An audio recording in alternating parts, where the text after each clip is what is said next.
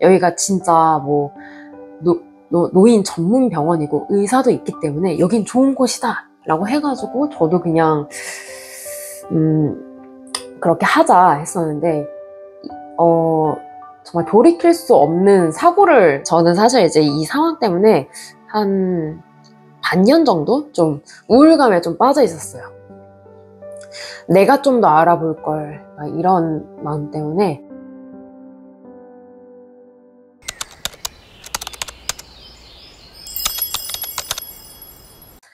안녕하세요, 분유스토리입니다. 오늘은 그 보호자분이 기간을 선택할 때 그런 기준점, 그리고 보호자분들의 그런 마음가짐에 대해서 얘기를 해보려고 해요. 저는 이제 사실 친구들한테 조부모 관련해가지고 전화를 좀 많이 받아요. 뭐 예를 들어서 재가복지가 좀 어려워져가지고 이제 기간으로 맡기게 됐다. 내가 어떤 걸 시작을 해야 될지 잘 모르겠다. 많이 고민이 된다. 이런 내용인데, 제가 그럴 때마다 이제 친구들한테 가장 먼저 얘기를 해주는 게 요양원이랑 요양병원에 대한 차이점을 좀 간단하게 말을 해주고, 그리고 난 다음에 제가 이제 상담을 다니면서 이런 기간은 좀 피해야 될 것 같다? 이런 기준들이 생긴 것들이 있어요. 물론 이게 정답은 아닐 수가 있는데, 제가 경험을 통해가지고 이런 기준으로 좀 선택을 하게 됐어. 이런 내용들을 좀 말을 해주는 편이에요. 그래서 아무래도 저도 그렇고 지금 친구도 그렇고 다른 보호자분도 그렇고 사실 걱정하는 부분이 거의 대부분 비슷해요. 그래서 제가 오늘 이제 친구랑 통화 내용을 토대로 이런 얘기를 했던 게 다른 보호자분에게도 혹시라도 좀 도움이 되지 않을까 싶어가지고 영상을 준비를 해봤습니다.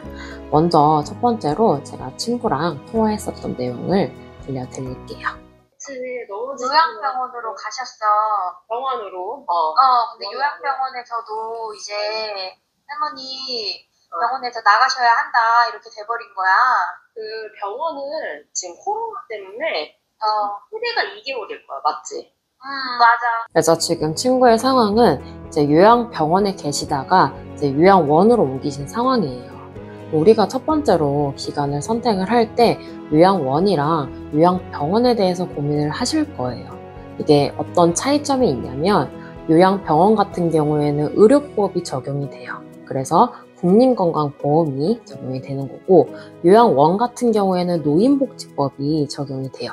그렇기 때문에 우리가 앞에서 말했었던 것처럼 노인장기요양보험 제도가 적용이 돼요. 사실 이렇게 얘기하면 무슨 법 적용, 뭐가 어떻게 됐고 피부로 와닿기 좀 어렵잖아요. 쉽게 말씀을 드리면 요양병원 같은 경우에는 의료행위를 하는 곳이에요. 그래서 지금 통화 내용처럼 현재 상황에 특이점이 있다면 이 코로나로 인해서 최대 2개월까지만 입원이 가능해요. 물론 2개월 후에는 이렇게 친구 말처럼 요양원에 있다가 치료가 필요했을 때 다시 입원을 하셔야 돼요. 그리고 요양병원인 경우에는 목적 자체가 치료나 간호, 재활, 그렇기 때문에 이제 의사가 항상 상주에 있고요. 병원이라고 생각하시면 되는 거예요. 그리고 요양원 같은 경우는 어떠냐? 요양원은 간병이나 이제 돌봄, 케어가 목적인 곳이에요. 그리고 생활하는 시설이에요. 직접적인 의료 행위는 못하지만 보통 계약되어 있는 초탁 의사가 있어가지고 2주에 한 번씩 와서 간단한 진료를 해요. 요양원에서도 생활 프로그램이 있지만 목적 자체가 의료행위이기 때문에 아무래도 요양원보다는 그 프로그램이 좀 적겠죠. 자, 그러면 이제 보호자가 요양원과 요양병원의 차이점을 확인을 하고 이제 기준을 정하면 되는 거예요. 그리고 난 뒤에 보호자가 가장 먼저 처음으로 걱정하는 부분이 있어요. 처음에 진짜 이 보호자분들이 이 기간에 대해서 신뢰를 하지 못하는 경우가 정말 많아요. 그러니까 저 역시도 그랬었던 적이 있었고요. 이 의심을 줄일 수 있는 방법이 있거든요.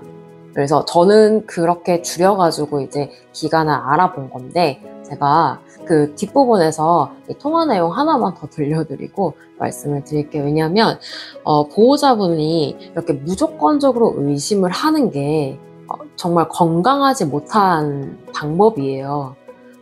우선 통화 내용을 먼저 들려드려 볼게요. 그 생활기록부처럼 이제 요양원에서 뭘 먹었고, 뭐 어떤 이벤트가 있었고, 뭔가 적어서 주는 게 있는데 거기서 왜 치매 걸리면 벽에 똥 칠한다 이러잖아. 네, 거기서 할머니가 이제 기저귀에서 변을 손으로 만졌다 이러는데 참, 아이 침이니까 라고 말을 하잖아. 나는 그게 어떻게 해석이 되냐면 이게 얼마나 안 갈아줬으면. 아니 안 갈아줬으면 이제 그 기간을 의심을 하는 건데 이 의심은 사실 합리적인 거 아닌 이상은 그 의심을 가지고 있는 순간부터는 너가 너무 힘들어질 거야. 이거예요. 제가 지금 친구한테 말을 한 것처럼 이 무조건적인 의심은 가뜩이나 힘든 우리 보호자분들의 마음을 더 힘들게 해요.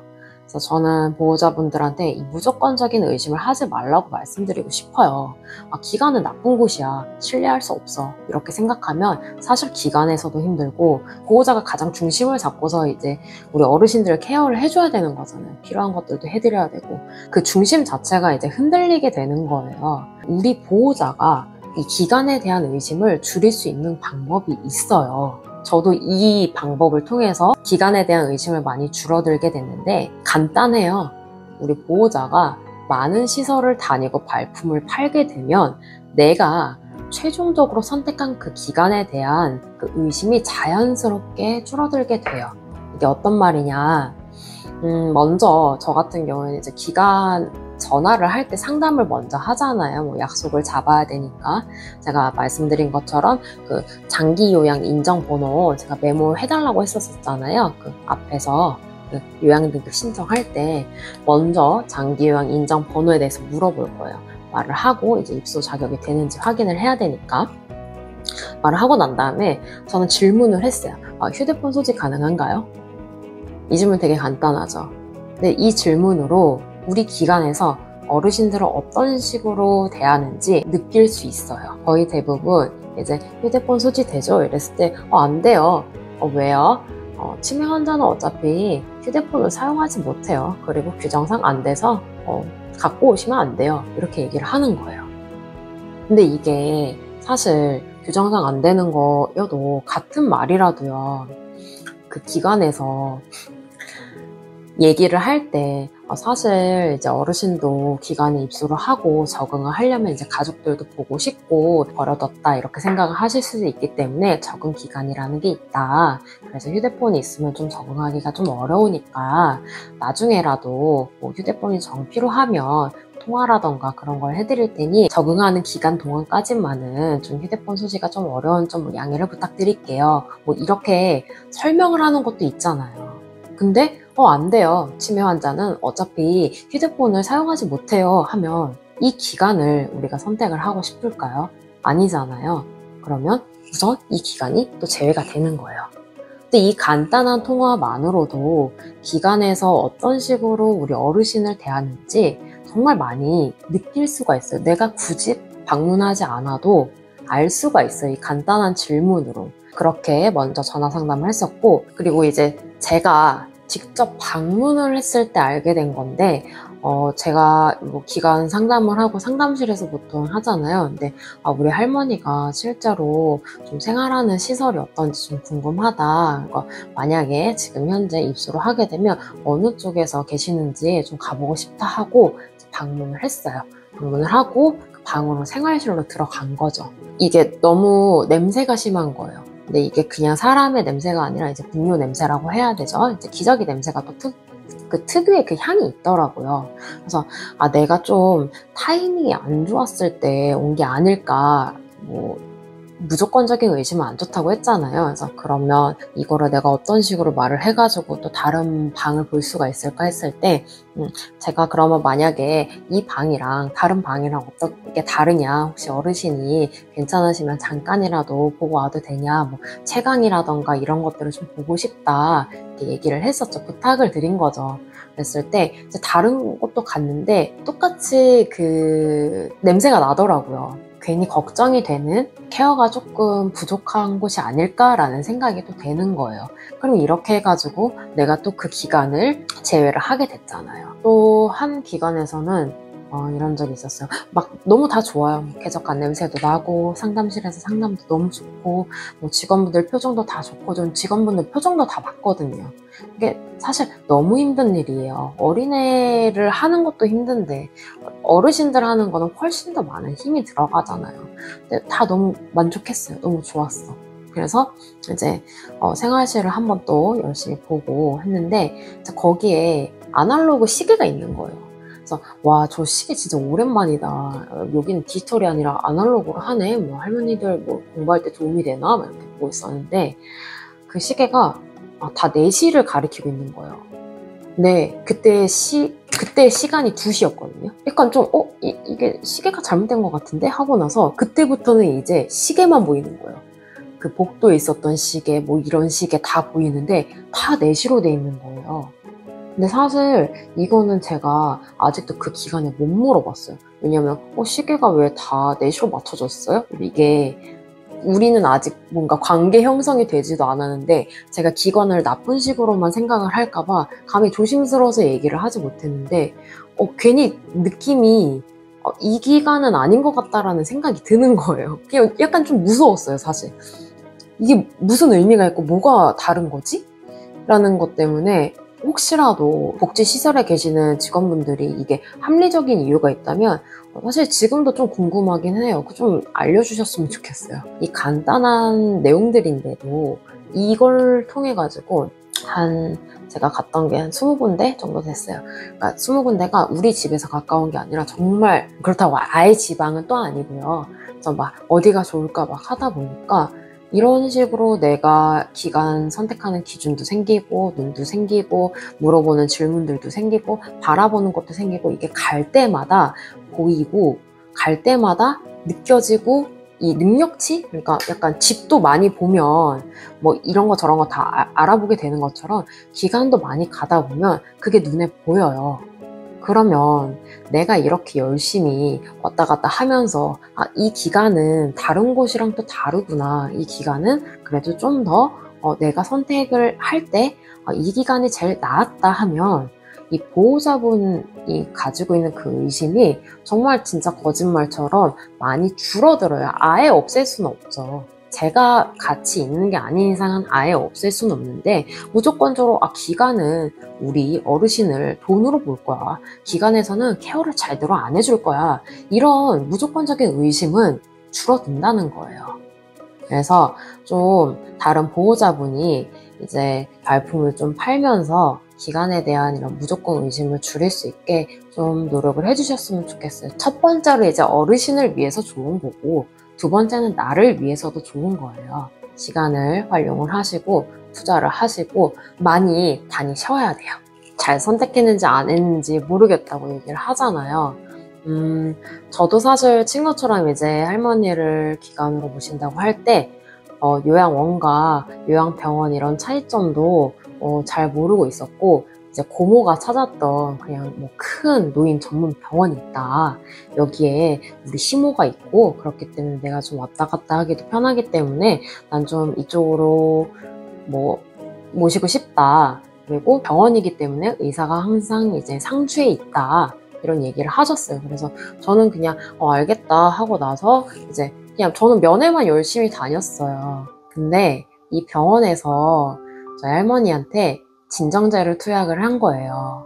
그래서 사실 이 이후에 할머니가 저를 다 잊으시고 다리가 구축이 됐어요. 그래서 이 어르신들 병원 그리고 그 기간을 선택할 때 저는 좀 안일했던 거죠. 그러니까 누구 말을 듣고 여기가 괜찮대. 여기가 뭐 건강보험공단에서 1위를 받은 곳이고 여기가 진짜 뭐 노인 전문 병원이고 의사도 있기 때문에 여긴 좋은 곳이다 라고 해가지고 저도 그냥 그렇게 하자 했었는데 돌이킬 수 없는 사고를 돌이킬 수 없는 게 된 거예요. 그래서 저는 사실 이제 이 상황 때문에 한 반년 정도 좀 우울감에 좀 빠져 있었어요. 내가 좀 더 알아볼 걸 이런 마음 때문에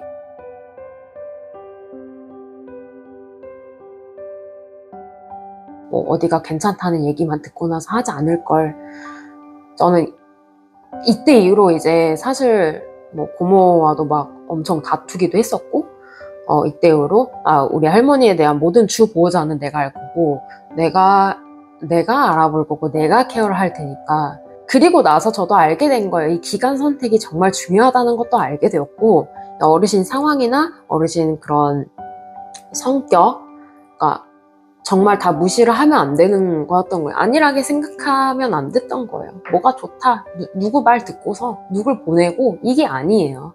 우리 가족을 맡기는 곳이잖아요. 한순간의 선택이 진짜 정말 많은 걸 무너지게 했었거든요. 그래서 우리가 보호자분들이 처음에 기간을 선택을 할 때는 정말 신중하게 확인을 해보셔야 될 것 같아요. 그리고 이렇게 신중하게 확인을 하면 무조건적인 의심도 없어지고 좀 많이 줄어들고, 여기가 정말 좋대라고 듣는 것보다 스스로 경험을 하면서 알게 되는 그 깨달음이 정말 이 보호자에게 정말 큰 힘이 되거든요.